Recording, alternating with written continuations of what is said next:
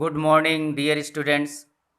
आज हम कक्षा 10 के छात्रों को फर्स्ट फ्लाइट बुक के अगली पोएम द बाल पोएम कंपोज्ड बाय जॉन वेरीमैन को कवर करने जा रहे हैं बच्चों।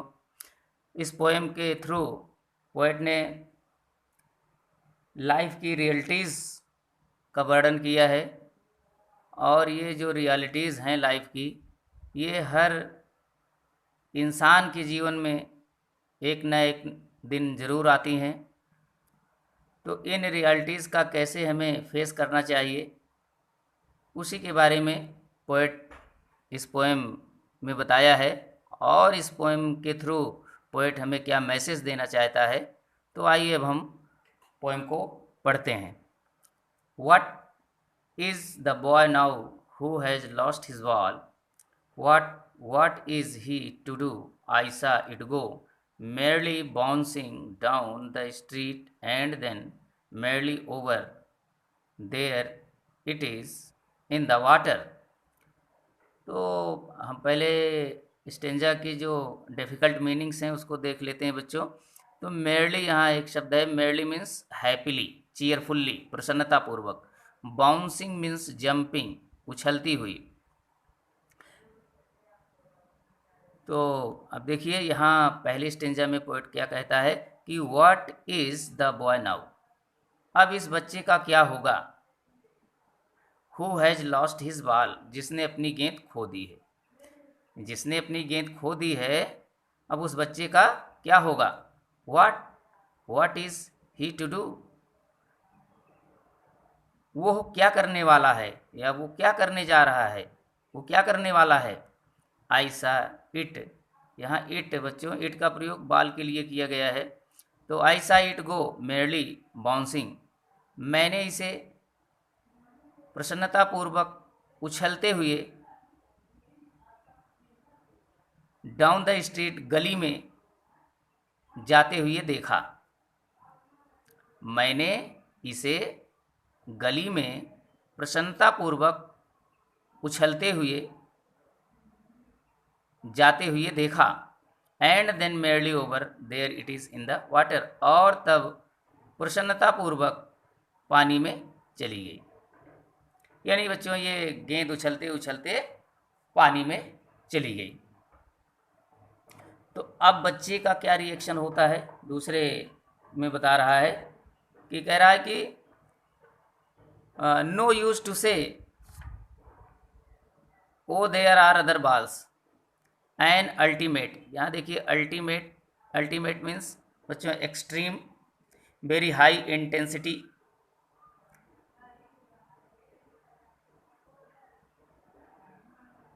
शेकिंग, ट्रेम्बलिंग, शिवरिंग, कांपना, ग्रीफ, मिजरी, सारो, पेन, कस्ट, fixes the boy as he stands rigid, rigid means hard, कठोरता से, ट्रेम्बलिंग वही फिर कांपते हुए, shivering, staring means looking fixedly, टकटकी लगाकर देखना, घूर घूर कर देखना, down all his young days into the harbour, harbour means port, बंदरगाह, व्हेयर हिज बाल बेंट। तो आइए देखते हैं इसमें पोएट क्या कहता है दूसरे स्टेंजा में। तो कहता है कि एन अल्टीमेट शेकिंग ग्रीफ, एक हिला देने वाली, एक हिला देने वाला गहरा दुख। भाई बाल खो गई तो बच्चे को बहुत दुख हुआ, बहुत आघात पहुंचा। तो वही पोएट कह रहा है कि एक हिला देने वाला गहरा दुख, फिक्सेस द बॉय, बच्चे को जड़ की तरह खड़ा कर देता है, यानी बच्चे को जड़वत खड़ा कर देता है। जहाँ पर बाल गई है बच्चा वहीं बिल्कुल जड़ की तरह, लाइक अ रूट, बिल्कुल लाइक एन आइडल, एक मूर्ति की तरह बिल्कुल वो वहीं फिक्स होकर के खड़ा हो जाता है, बिना हिले डुले, without moving he here and there, वो वहीं खड़ा हो जाता है। एज ही स्टैंड्स रिजिड, जब वो कठोरता से कांपते हुए, ट्रेम्बलिंग कांपते हुए, जब वो कठोरता से कांपते हुए और क्या करता है, all his young days into the harbor where his ball went। जब वो कठोरता से कांपते हुए अपने बचपन के सभी दिनों को, यहाँ दिनों का मतलब बच्चों स्वीट मेमोरीज, फीलिंग्स, जो मीठी मीठी यादें हैं, तो उनको तो कह रहा है कि जब वो कठोरता से कांपते हुए अपने बचपन के सभी दिनों को याद करते हुए, अपने बचपन के सभी दिनों को याद करते हुए बंदरगाह को टकटकी लगाकर देखता है। बंदरगाह को टकटकी लगाकर या एक टक देखता है, व्हेयर हिज बाल वेंट, जहाँ उसकी बाल चली गई है। तो बच्चों इस स्टेंजा में पोएट बता रहा है कि बच्चा बहुत दुखी है क्योंकि उसकी बाल ही उस हार्बर में नहीं गई है। उस बाल के साथ साथ उसके यंग डेज के जो की स्वीट फीलिंग्स हैं, स्वीट मेमोरीज़ हैं, वो मेमोरीज़ भी उस बाल के साथ साथ उस हार्बर में चली गई हैं। इसलिए वो बच्चा एकदम फिक्स होकर के, स्थिर सा खड़ा होकर के उस हार्बर को टकटकी लगाकर देख रहा है।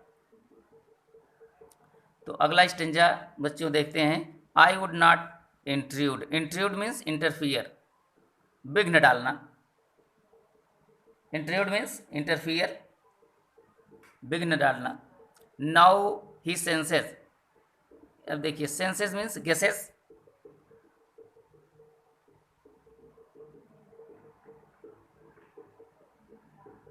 Understands, senses means guesses, understands भांप जाता है, समझता है।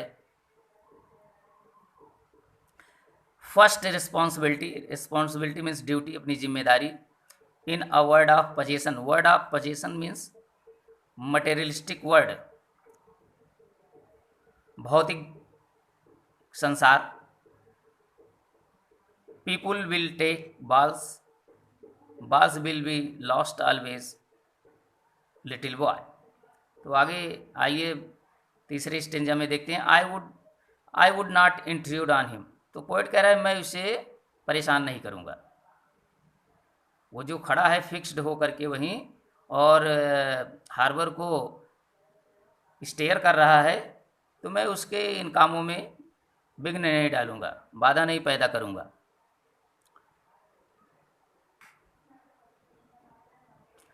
तो बता रहा है कि a dime another ball is worthless. तो कह रहा है कि ये भी नहीं, वो पोएट ये बता रहा है कि अ डाइम, मैं ये भी नहीं कहूँगा कि अ डाइम, एक डाइम ले लो। यानी ये जो ये डाइम क्या है, एक यूएस का कॉइन है, एक सिक्का है, 10 सेंट कॉइन, 10 सेंट का एक कॉइन होता है। तो पोएट कह रहा है कि मैं ये भी नहीं कहूँगा कि एक डाइम ले लो, एंदर बाल या एक दूसरी बाल ले लो, मैं ये भी नहीं कहूँगा। क्यों? क्योंकि इज़ वर्थलेस, क्योंकि ये सब कहना बेकार है उसके लिए।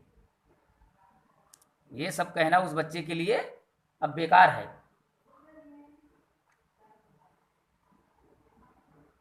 क्यों? कि now he senses his first responsibility, अब वो अपनी पहली जिम्मेदारी को समझता है। यानी अब यहीं से बच्चा अपनी जिम्मेदारी को समझने लगा है। तो वही पोएट कह रहा है कि now he senses first responsibility, अब वो अपनी पहली जिम्मेदारी को समझ रहा है। कहाँ? इन अ वर्ल्ड ऑफ पोजीशंस, इस भौतिक दुनिया में। इस भौतिक दुनिया में अब वो अपनी पहली जिम्मेदारी को समझ रहा है। तो बच्चों यहाँ पोएट यही बताना चाह रहा है कि हमें जितनी जल्दी हो सके अपनी जिम्मेदारी को बिल्कुल फील करना चाहिए, समझना चाहिए। और क्या कह रहा है? फिर कह रहा है पीपुल विल टेक बॉल्स, कह रहा है कि लोग गेंद लेंगे। Balls will be lost always, और गेंद हमेशा खोई जाएगी। लिटिल बॉय, तो कह रहा है कि बच्चे हमेशा गेंद को खोते रहेंगे। ये साइकिल चलता रहेगा कि लोग गेंद खरीदते रहेंगे, बच्चे गेंद को हमेशा खोते रहेंगे, ये क्रम चलता रहेगा। या यूँ कह लीजिए कि पीपुल विल टेक बॉल्स, कि लोग उनके यहाँ बॉल्स का मतलब बच्चों यहाँ पोजेशंस, जो पोजेशंस मीन्स बिलोंगिंग्स, जो उसकी संपत्ति है, अमानत है। तो कह रहा है कि पीपुल विल टेक बॉल्स, लोग उसके बॉल्स को यानी उसके पोजेशंस को ले लेंगे। Balls will be lost always, या फिर ये भी पॉइंट कह रहा है कि हो सकता है कि ये बच्चा जीवन में अपनी अमानत को खो दे, अपनी पोजीशंस को खो दे। तो उसे बहुत दुखी नहीं होना चाहिए, उस एडवर्स कंडीशन से जितना जल्दी हो सके उतनी जल्दी एडजस्टमेंट कर लेना चाहिए। वही तो कह रहा है कि उसे अपनी रिस्पॉन्सिबिलिटी, उसे अपने दायित्वों को, उसे अपने ड्यूटीज़ को फील करना चाहिए, अनुभव करना चाहिए। अब आगे देखते हैं बच्चों।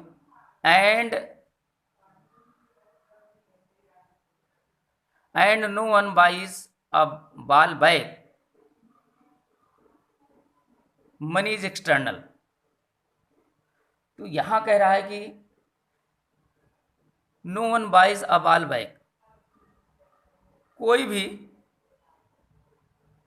खोई हुई बाल को वापस नहीं खरीद सकता। अरे भाई, जो बाल खो गई वो कैसे हम खरीद सकते हैं? तो कोई खोई हुई बाल को वापस नहीं खरीद सकता है। मनी इज एक्सटर्नल, एक्सटर्नल बाहरी, धन तो बाहरी है। धन, ये धन दौलत है, ये क्या है? बाहरी चीज है। ही इज लर्निंग, वो सीख रहा है। Well behind his desperate, desperate hopeless, निराश।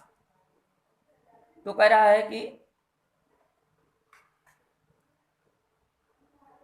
वो अच्छी तरह सीख रहा है। बिहाइंड हिज डेस्परेट आइज, अपनी अधीर आंखों से, वो अपनी अधीर आंखों से अच्छी तरह सीख रहा है।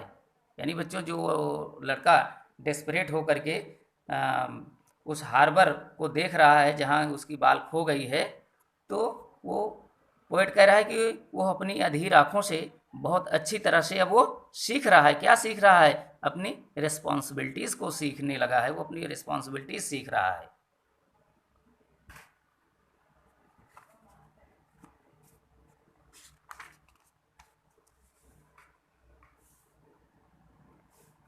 क्या? The epistemology of loss. Epistemology means ज्ञान का दर्शन, फिलॉसफी ऑफ नॉलेज। वो क्या सीख रहा है? द एपिस्टेमोलॉजी ऑफ लॉस, वो लॉस के एपिस्टेमोलॉजी को सीख रहा है, वो हानि के ज्ञान दर्शन को सीख रहा है। क्या क्या करना सीख रहा है? हाउ टू स्टैंड अप, कि कैसे उनका सामना किया जाए। Stand up means face. ये epistemology means philosophy of knowledge, ज्ञान का दर्शन। स्टैंड अप मीन्स फेस, मुकाबला करना। Knowing what every man must one day know, और ये भी जानने की कोशिश कर रहा है कि every man must one day know, कि हर व्यक्ति को ये बात जाननी चाहिए। कह रहा है कि हर व्यक्ति को, प्रत्येक व्यक्ति के सामने एक ना एक दिन ये बात जरूर आएगी। यानी उसकी जो नियर एंड डियर थिंग है, हो सकता है किसी न किसी दिन खो जाए। तो उस एडवर्स सिचुएशन में हमें कैसे स्टैंड अप करना चाहिए, ये इस ज्ञान के दर्शन को हमें सीख लेना चाहिए। तो ये कह रहा है नोइंग, और ये भी जानने की कोशिश कर रहा है what every man must one day know, कि हर व्यक्ति के सामने एक ना एक दिन ये सिचुएशन आएगी। And most know many days, और बहुत सारे लोग हैं, बहुत सारे व्यक्ति हैं कि इसको जानने में उनको मेनी डेज, बहुत कई दिन लग जाते हैं। यानी उस एडवर्स सिचुएशन से, उस बैड सिचुएशन का हम कैसे मुकाबला करें, इसको जानने में अधिकांश लोगों को बहुत दिन लग जाते हैं, बहुत वक्त गुजर जाता है। तो हाउ टू स्टैंड अप, कि उनका कैसे मुकाबला किया जाए, उनका कैसे सामना किया जाए। तो प्यारे बच्चों, ये रही पोएम की एक्सप्लेनेशन लाइन बाय लाइन।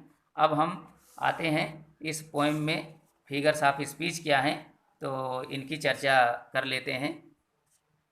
ये देखिए, हम सबसे पहले स्टेंजा में चलते हैं। तो पहले स्टेंजा में ये आप देखिए कि what is the boy now who has lost his ball, what is he to do, I saw it. अब आप देखिए बच्चों, यहाँ व्हाट है पहली लाइन में भी और दूसरी लाइन में। तो पहली लाइन के पहले और दूसरी लाइन के पहले में व्हाट शब्द यूज़ किया गया है। तो जहाँ ऐसा कंस्ट्रक्शन हो बच्चों, वहाँ पर अनाफोरा फिगर ऑफ स्पीच होता है। जहाँ सेम वर्ड या same phrase back to back line में in the very beginning use किए जाएँ, तो वहाँ अनाफोरा फिगर ऑफ स्पीच होता है। और बच्चों, अब हम आगे बढ़ते हैं तो हु हैज़, यहाँ हु हैज़ लॉस्ट हिज, यहाँ देखिए हैज़ और हिज है, तो यहाँ पर हैज़ देखिए एच कॉन्सोनेंट है और हिज में एच कॉन्सोनेंट है, यानी हा साउंड रिपीट किया गया है, इसलिए बच्चों हैं एलिट्रेशन फिगर ऑफ स्पीच हुआ ये। और अगर उसी में बच्चों देखते हैं तो ये देखिए यहाँ पर व्हाट ये है, तो यहाँ भी बच्चों अनाफोरा फिगर ऑफ स्पीच ही हुआ। तो सारी वो व्हाट एंड व्हाट, यहाँ देखिए व्हाट है तो अनाफोरा नहीं बच्चों, यहाँ पर एक फिगर ऑफ स्पीच हुआ रेपिटेशन, क्योंकि व्हाट एंड व्हाट ये रिपीट किया गया है, तो यहाँ पर रेपिटेशन फिगर ऑफ स्पीच हुआ। और बच्चों अगर यहाँ देखा जाए तो अब एक फिगर अब यहाँ देख लेते हैं बच्चों, यहाँ merely bouncing down the street and then merely over there it is in the water.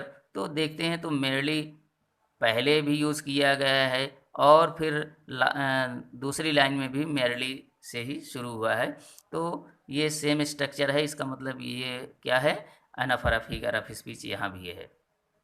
और अगर हम देखते हैं बच्चों तो यहाँ एक इसी लाइन में देखिए merely bouncing down the street and then, तो यहाँ पर बच्चों पर्सोनिफिकेशन फिगर ऑफ स्पीच है कि यहाँ कह रहा है प्रसन्नतापूर्वक उछलती हुई जो गेंद है वो चली गई। तो यहाँ प्रसन्नतापूर्वक उछलती हुई, यहाँ ह्यूमन क्वालिटी को जब ह्यूमन क्वालिटी को एक लाइफलेस थिंग में हम इंट्रोड्यूस करते हैं, तो वहाँ पर हम फिगर ऑफ स्पीच होता है, यानी यहाँ ये जो इस बाल को पर्सनिफाइड किया गया है। तो यहाँ इस स्टेंजा में बच्चों हो गया। अब हम अगले स्टेंजा को देखते हैं।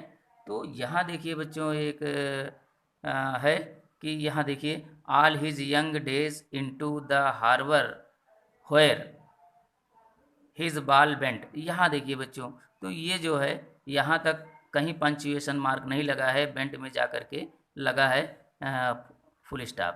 तो ये जो बच्चों देखिए यहाँ पर इंजाइममेंट है, इंजाइममेंट फिगर ऑफ स्पीच है। और अगर देखा जाए बच्चों तो यहाँ आप देखिए यहाँ हार्बर और होयर, ये देखिए हार्बर और होयर, यहाँ देखिए हार्बर में एच है लेकिन होयर में एच नहीं, लेकिन इसका साउंड सेम है, हार्बर होयर, हा साउंड है, हार्बर होयर। तो यहाँ पर भी एलिट्रेशन फिगर ऑफ स्पीच हुआ। और अगर हम तीसरे स्टेंजा को देखें बच्चों तो ये बता रहा है कि यहाँ से देखिए ये I would not intrude on him, तो a dime another ball is worthless now he senses. तो बच्चों अगर देखा जाए यहाँ तो ये लाइन आप देखिए,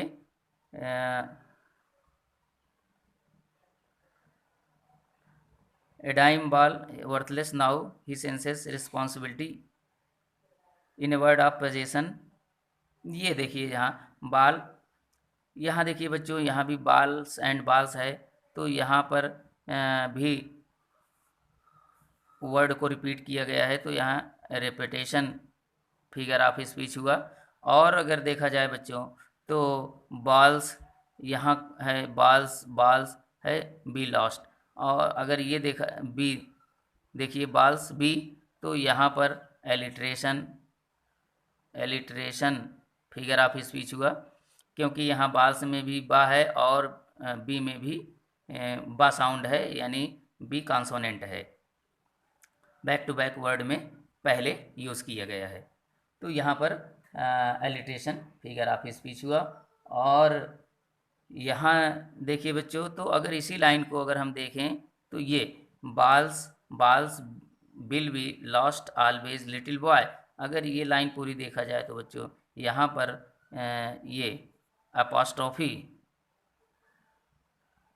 अपॉस्ट्रोफी फिगर ऑफ स्पीच है, क्योंकि यहाँ ये जो बॉय है इसको पोएट एड्रेस कर रहा है डायरेक्टली, ऐसे कर रहा है जैसे मानो उसके सामने ही हो। तो जहाँ हम किसी जब हम एब्सेंट व्यक्ति को या आइडिया को हम डायरेक्ट एड्रेस करते हैं जैसे वो मानो हमारे सामने ही हो, तो इस तरह अगर ऐसी क्वालिटी जहाँ जिस सेंटेंस में दिखाई पड़े तो वहाँ अपॉस्ट्रोफी फिगर ऑफ स्पीच होता है। तो अब आइए बच्चों और देख लेते हैं। तो यहाँ अगर देखें तो इधर देखते हैं, तो यहाँ बच्चों कह रहा है मैन मस्ट, ये तो यहाँ पर भी एक फिगर ऑफ स्पीच हुआ, एलिट्रेशन फिगर ऑफ स्पीच हुआ। मैन और मस्ट में एम कॉन्सोनेंट है, मा साउंड रिपीट किया गया है। तो बच्चों यहाँ पर ये जितने भी फिगर्स ऑफ स्पीच थे इस पोएम में हमने 1 बाय 1 बता दिया है। हम उम्मीद करते हैं कि ये आपको वीडियो पसंद आई होगी। Thank you.